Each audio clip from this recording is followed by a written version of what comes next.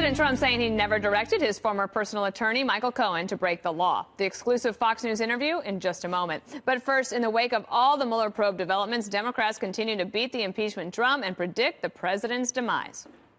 I believe that this president is dangerous. I think he has undermined our democracy.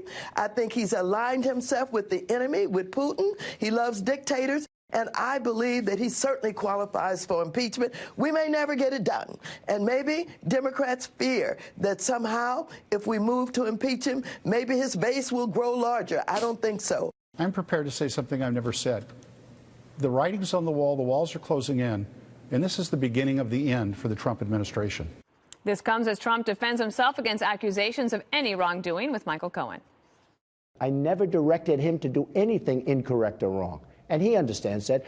Look, he did some bad things unrelated to me, maybe related to his other clients. I wasn't his only client. Number one, they say it's not a campaign finance violation. Number two, or it's not even under campaign finance. Number two, if it was, it's not even a violation. Number three, it's a civil matter.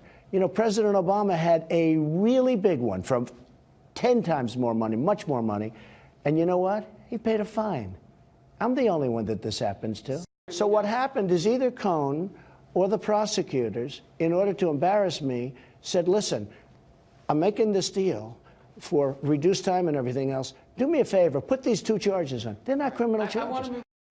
All right, so we're going to take it around the table. The thing is, Emily, let's start with you. So Democratic political elites, or the establishment, they know the political perils of going for impeachment. But the base, they really want President Trump to be impeached. So they're kind of in between a rock and a hard place. That's true. I also think that what I don't understand is how you can reconcile that. And there's just a few things about impeachment that I feel like should be part of the conversation. So one of them being the amount of time and effort and cost that it takes. To what end? When we all know that there would be an acquittal in the Senate. And secondly, the call today from Representative Schiff about, oh, we should amend or make an exception to the Office of Legal Counsel's decision. I read that decision, and that affirms a 1973 decision, and that calls up precedents literally going back to the Federalist Papers and including Clinton and the v. Logan Jones Act and Clinton v. Jones. And so to me, the greater travesty is that we are having legislators call for that kind of influence on the DOJ when isn't the entire conversation this whole time and all of their shouting about separation of powers. So that level of influence to me and that kind of vendetta and wasting my taxpayer dollars for that reason, that's what's unacceptable. I like the hand gestures. It's very good. Bring more of it. Juan, what do you think is going to happen between this push and pull? I mean, it's like the base is like pushing forward. They want this impeachment, and you've got people like Nancy Pelosi, like, let's just tap the brakes on that. But can she withhold those forces? Oh yeah. I mean, I just don't think this is very realistic. At this point, people like Steny Hoyer, who's the number two, say, listen, just wait on Mueller. Let's see what he has. Let's see what comes. But if you're talking about the American people, a lot of American people think that what's been going on is pretty outrageous, and they worry about it, not only in terms of what one congressman, Heck of Washington, we saw him at the start of the show, said there have been 36 people have been indicted, 3 people now, prison terms. And you start to think, what is going on with the President of the United States? Why is he so friendly with Putin? You know, is this a distraction? Even for Republicans, Dana, I think you see Republicans starting to say, I don't know about that. I don't know about the wall, et cetera. But I think the key today was how President Trump is just so wildly trying to distance himself from people who get in trouble, specifically Michael Cohen. He says, oh, remember, a long time ago, he said, I didn't know anything about these payments. No payment was made. Then we had Giuliani say, yes, a payment was made, and Trump repaid Cohen. And now you hear Trump saying, oh, you know, this is a low-level employee. I don't even think he was a lawyer. I think he was a PR guy. You start to think, PR people wow. are really important, by the way. Yeah, but a day ago he said lawyers should know, and he described Cohen as a lawyer who should know if he was making legal payment. Now he's a PR guy. But, Jesse, let's take a look real quick at something else that happened during the interview today. I think you might be interested in this little thing that the president said. We have that? I just see this on the front page of the Wall Street Journal, which just came out. Look, Trump didn't violate campaign finance laws, and neither did the president. Trump ex-aid. So they're saying that... Wait, I interviewed him on my program the other day. That's Han von Spakovsky. Yes, Here's another one. Michael Cohen pled guilty to something that's not even a crime.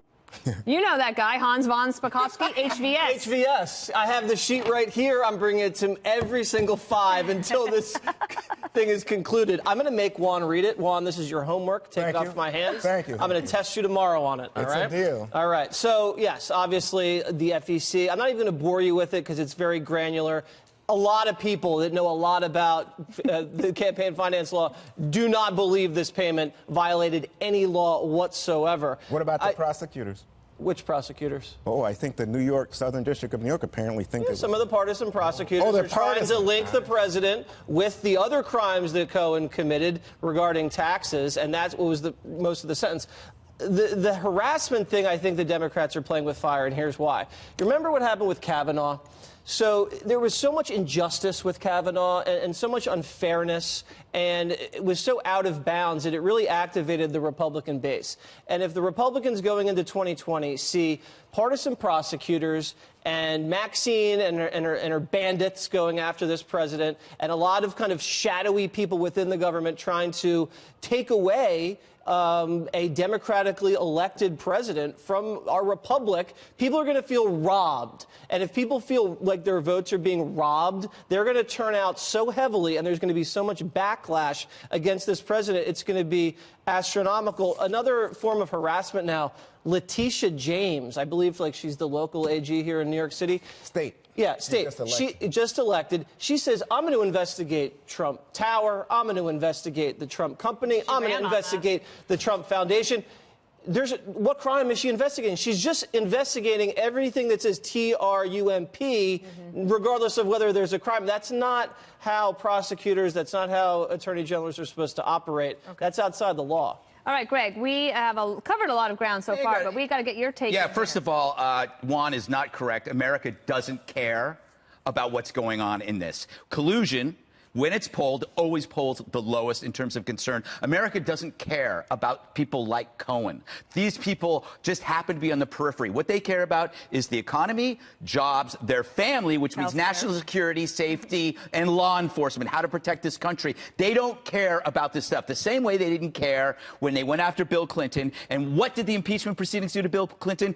It made America love him more because America loves a bad boy. If Trump faces impeachment, he becomes an orange Fonzie. He will become an orange Fonzie. I have a compromise, though, for the people who want impeachment. Yeah. Just ask Trump to work half as much. Okay? Because you want him gone because he just works too hard. So why doesn't he just work half as much? Because one Trump day is really 7 days in Democrat days. So that is why the media and why the Democrats look so exhausted is because he's working them into the ground. So the compromise is just ask Donald Trump, don't work so much. Well, that's not so hard. He's taking a 16-day Christmas holiday. Good for him, man. He does 5 things in a day when presidents usually get around to 1. But they can't. Here's the thing. Impeach him. What do you get? You get Pence. Pence is so conservative. He once paid off a woman after he shook her hand. I didn't know that. Yes. So you're going to trade in Mr. Right. You're going to get Mr. Even more right. But anyway, it's just stupid. This is such a travesty. We spent so much time on this stupid story. Okay, well, that was my block.